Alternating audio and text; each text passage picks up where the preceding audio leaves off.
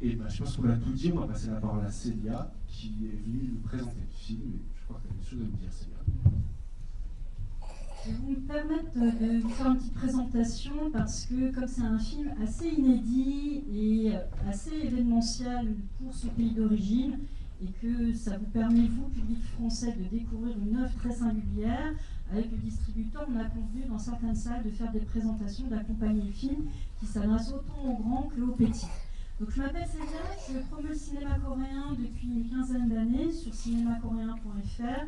Et c'est à l'adresse autant d'un public adulte que du jeune public. Et donc, tous les matins, je recense en fait les séances de films coréens, que ce soit du Nord ou du Sud, projetés en France dans le cadre de sorties nationales, de reprises ou de festivals. Et j'accompagne les distributeurs pour certains films afin de vous faire connaître un petit peu davantage la culture au-delà de tout ce que vous entendez dans les informations. Donc, on va passer un petit quart d'heure ensemble avant qu'on démarre le film. Et on va vous emmener dans un pays que peut-être vous ne connaissez pas, ou peu. Et donc ça va être l'occasion de vous parler autant du pays que de la technique d'animation que vous allez voir sur grand écran et de la culture des personnages que vous allez voir. Alors, les enfants, est-ce que vous arrivez à reconnaître les affiches qui sont là? Et est-ce que vous avez vu dans votre cinéma préféré, le Méliès de Montreuil, Ma vie courgette, ou Interdit aux chiens aux Italiens, ou peut-être Panique au village, ou Patémat, par exemple. Ça vous dit quelque chose, hein? Oui? Eh bien, le point commun, en fait, de ces films, c'est qu'ils utilisent une technique d'animation qui s'appelle l'animation en volume en français, ou pour les professionnels, dans le monde entier, on parle de stop motion. Cette technique d'animation est très très particulière, et c'est ce pourquoi, en fait, le cinéaste Park Jae-bom, qui a réalisé ce film, a utilisé cette technique, c'est parce que ce sont en fait des poupées, des marionnettes qu'on utilise pour les personnages et que cet aspect tactile lui est très cher, comme à beaucoup d'animateurs en stop motion, en animation en volume, c'est d'être en contact direct avec leur création, tout simplement. Il y a un côté un peu plus chaleureux de pouvoir en fait créer l'animation de cette technique, et elle a comme particularité qu'il faut en fait fabriquer 24 images pour une seconde d'animation. Donc imaginez, ça fait beaucoup d'images à fabriquer pour que vous ayez un long métrage. Je vous donnerai les petites infos, vous n'êtes pas obligé de retenir par cœur à la fin de la présentation, mais ça représente un volume assez conséquent. L'animation, elle existe depuis longtemps. Alors vous les enfants, vous êtes nés au XXIe siècle. Les grands qui vous accompagnent, et moi, on est nés au siècle d'avant, le XXe siècle. Mais imaginez, le cinéma, et en l'occurrence le cinéma d'animation, eh bien c'est le siècle encore avant, le XIXe siècle. Et donc en fait, les premiers films, alors les experts sont pas tout à fait d'accord entre eux, mais au moins ils sont mis d'accord sur une date, en 1892, et plus précisément le 28 décembre 1892 est retenu comme la journée internationale du cinéma d'animation, parce que Charles-Émile Reynaud a présenté dans le cadre de son théâtre optique ses pantomimes lumineuses, donc je vous ai mis une petite vignette là, au musée Grévin. Est-ce que vous êtes déjà allé au musée Grévin? Ouais? Eh bien, dans ce musée, on faisait plein de spectacles différents, dont notamment un spectacle inédit. On montrait en fait les premières images en animation. Et donc, c'est devenu un petit peu le point de départ officiel du cinéma d'animation.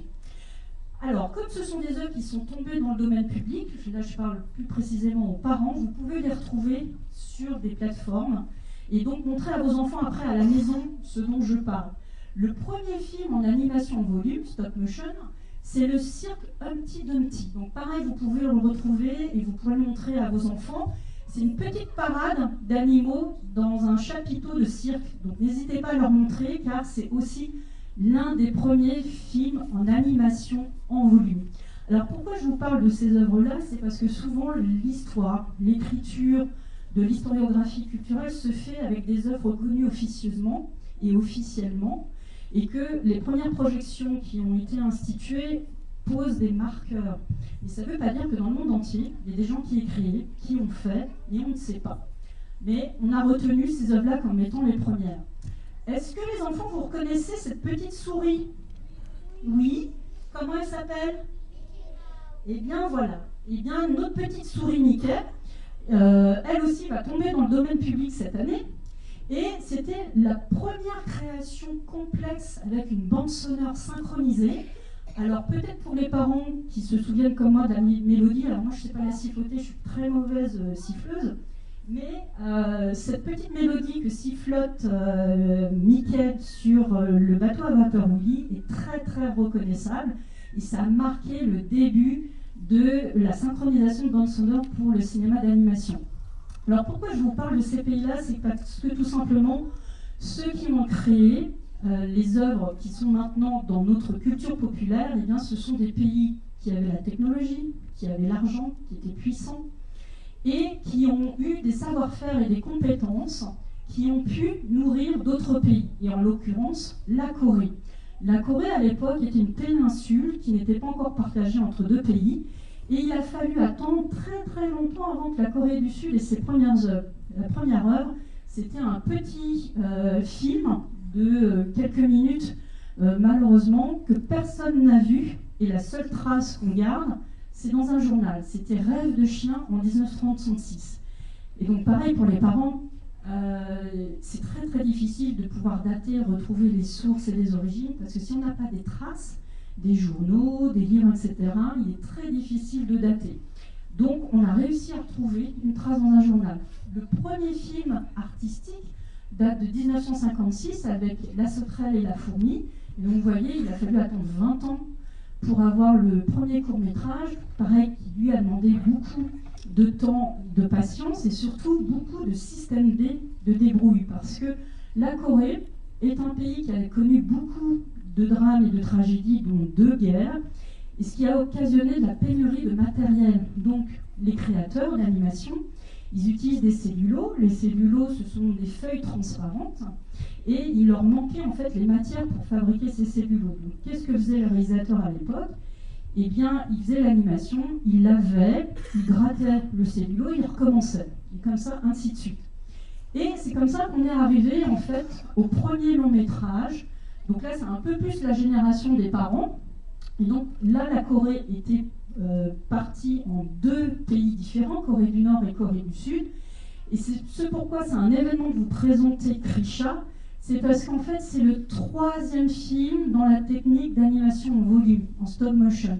Vous voyez, le premier c'était en 1967, le deuxième 1977, c'est-à-dire ma génération. Et vous, les petits, eh bien, il a fallu attendre votre siècle pour avoir le 3e film en stop motion. Donc c'est vraiment un événement pour la Corée du Sud parce que c'est une technique qui demande beaucoup de travail, beaucoup de temps et que très très rares sont les personnes qui font cette technique. Alors on va vous emmener très très très très loin cet après-midi. Est-ce que vous reconnaissez ce qu'il y a à l'image? Oui, c'est une carte. Alors vous savez, dans une carte, il faut toujours 4 éléments essentiels. Moi, quand je faisais de la cartographie en fac, on me disait, Célia, il faut que tu mettes 4 informations, tu vas retenir le mot TOLE, T-O-L-E. T, c'est pour le titre, qui est là, le monde, les nénettes, la Corée du Sud et nous. O, c'est pour l'orientation. Donc là, vous avez une petite rose des vents qui indique le nord, là. L, c'est pour la légende. Donc là, vous avez la petite légende pour dire que ce qui est en blanc, c'est la glace. Donc c'est ce qu'il y a là, par exemple. Le bleu, c'est la mer et l'océan. Le vert, eh bien, ce sont les terres. Et le gris, le désert, ou des personnes, des zones invisibilisées, dont on ne veut pas montrer ce qu'il y a. Est-ce que vous reconnaissez le petit drapeau qui est là, les enfants? Voilà, c'est où nous sommes. Et est-ce que vous reconnaissez ce petit drapeau-là? Non, eh bien c'est le drapeau de la Corée du Sud, de là où vient le cinéaste qui a fait le film que vous allez voir. Et là, le petit drapeau que je pense encore moins de personnes parmi nous connaissent, hein, c'est la Yamali. La Yamali a son propre drapeau, sa propre culture, langue et mœurs et coutumes. Et donc c'est une province qui fait partie du pays de la Russie. Donc là, je vous ai montré que l'hémisphère nord pour que vous rendiez un petit peu compte, et c'est pas le monde entier. Hein. Et vous voyez, c'est un peu loin.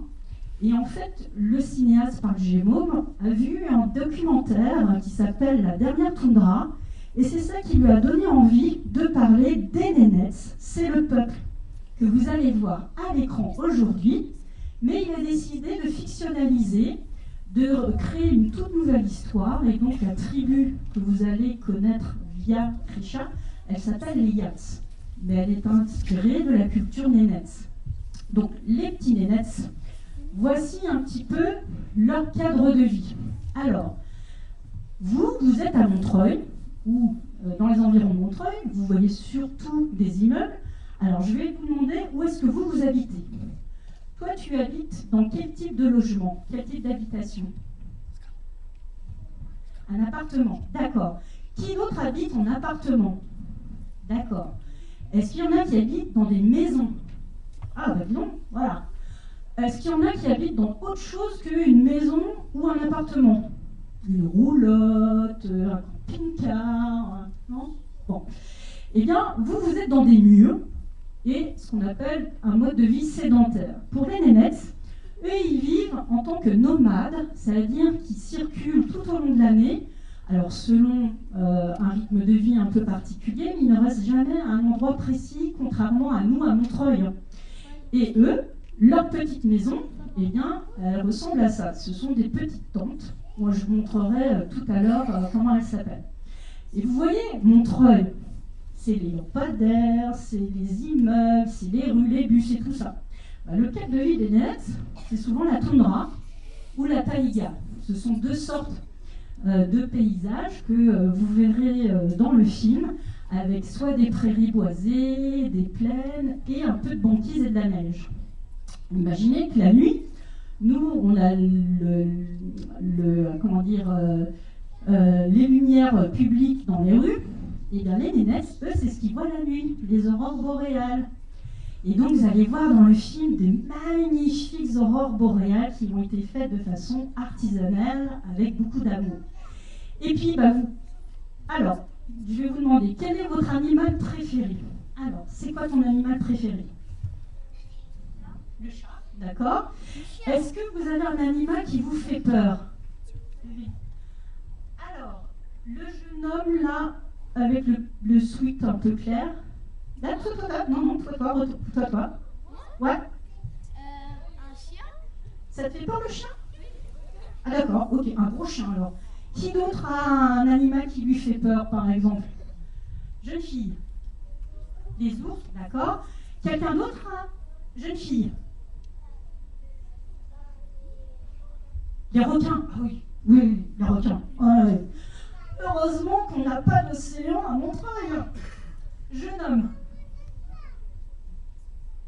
J'ai pas entendu. Ah oui, les bêtes sauvages. Alors, un peu le point commun à ce qui vous fait peur, ce sont des grosses bestioles. Et en général, dans la culture populaire, les animaux qui font peur, c'est des gros animaux, et souvent qu'on appelle des fauves. Et notamment, l'ours fait partie de ce qu'on appelle les fauves. Et là, vous allez découvrir un ours qui est en fait le maître de la forêt, dans Krisha, le maître de la forêt.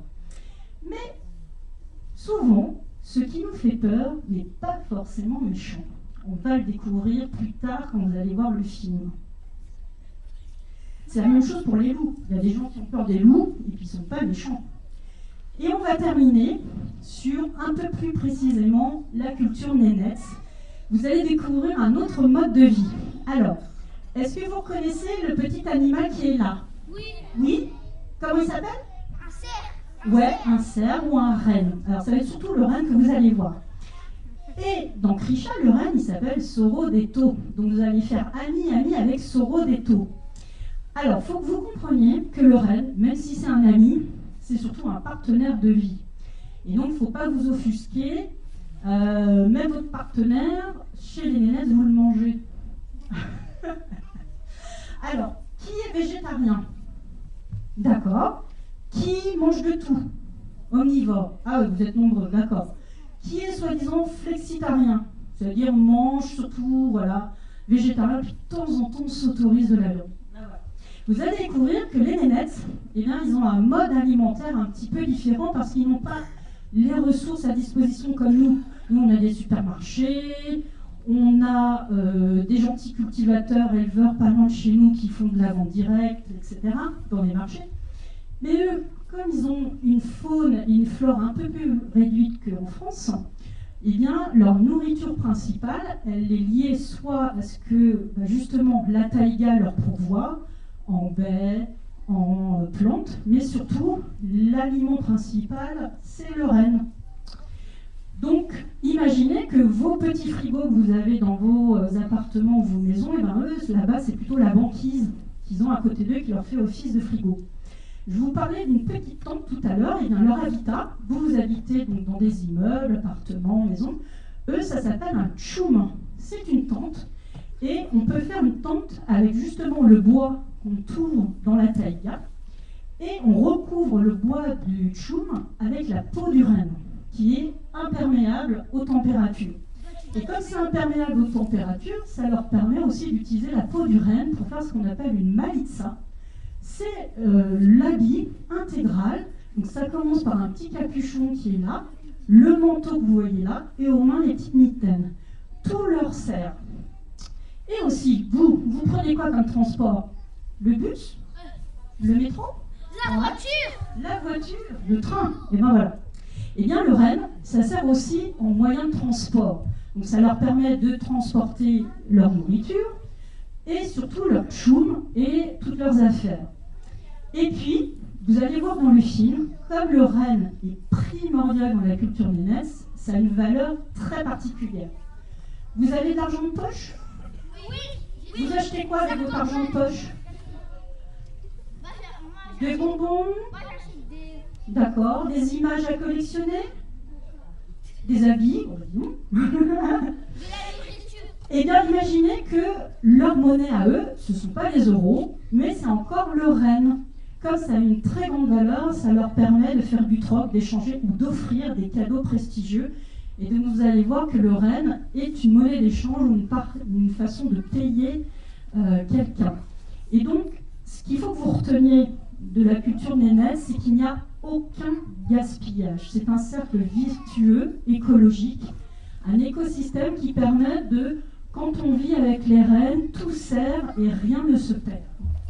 Et puis, comme je vous parlais des rennes, eh bien, la culture nénèse est connue pour faire la plus grande transhumance au monde, avec un mouvement lié aux saisons et entre la taïga et la toundra. Donc là, je vous avais montré tout à l'heure à quoi ressemblait la Yamali pour que vous vous rendiez compte un peu des distances. Là, vous avez la Yamali. Et là où ils font la transhumance, c'est le bout tout en haut de la Yamali. Alors, vous avez peut-être entendu parler de la transhumance dans les Alpes, dans les Pyrénées. On envoie les petites chèvres ou les petites brebis dans les montagnes étrillées. C'est la même chose avec le renne. Et donc, c'est les plus grands mouvements de population que vous avez avec les petits rennes qui les accompagnent. Et donc, je voulais vous montrer, pour finir, pour ceux et celles qui viennent ou pas à l'atelier stop motion, de comment, en fait, on fait un film d'animation avec ces petites marionnettes dont je vous parlais. On les prend photo par photo, on en fait 24 images par seconde. Et pour les parents, pour vous rendre compte un petit peu du volume d'heures, plus de 28 000 heures, ça fait à peu près 43 mois de travail, soit plus de 3 ans et 3 mois en tout. Ils ont été utilisés 850 plans pour faire le film, et pour animer le visage de Krisha, la petite héroïne, eh bien 60 expressions ont été utilisées pour faire un film en entier de 1h10. Et donc je vous présente, parce que depuis tout à l'heure je vous parle de Park Jae-bom, donc lui c'est le cinéaste, c'est celui qui a créé le film à la fin de ses études, et sa directrice artistique, Lee Yoon-ji, qui est devenue à la ville aussi son épouse, donc ils créent ensemble leur court-métrage et leur long-métrage.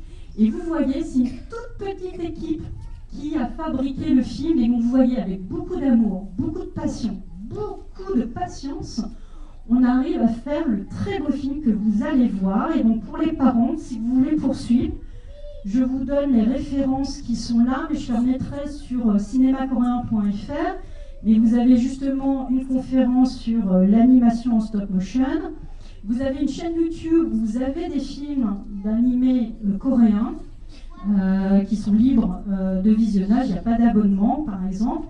Le fameux documentaire dont je vous parlais qui a inspiré Krisha, et puis des lectures scientifiques ou grand public. Et si jamais vous voulez voir d'autres films de Corée pour vos enfants, jeune public, vous pourrez aller sur cinémacoréen.fr, dans la barre de recherche, vous tapez jeune public, et vous pourrez trouver toutes les séances que je vous donne tous les matins sur le cinéma sud-coréen. Voilà. Eh bien, je vais vous laisser avec le film, partir dans une grande et belle aventure. Vous allez vous immerger dans un imaginaire. J'espère que ça va vous faire rêver. Vous allez un peu frissonner de peur. Et puis surtout, vous allez connaître cette culture qui est assez méconnue. Donc j'espère que ça va vous donner envie de connaître davantage un peu les nénettes. Et si le film vous a plu, n'hésitez pas à laisser des petites étoiles sur l'affiche Allociné. Ça permet au film d'être un peu plus visible. Et je vous souhaite un très très bon film. Et à tout à l'heure pour celles et ceux qui sont inscrits à l'atelier Stop Motion. Merci beaucoup Célia pour ta présentation très complète. J'imagine que du coup avec cette belle présentation vous avez très très hâte de voir le film. Promis, je vous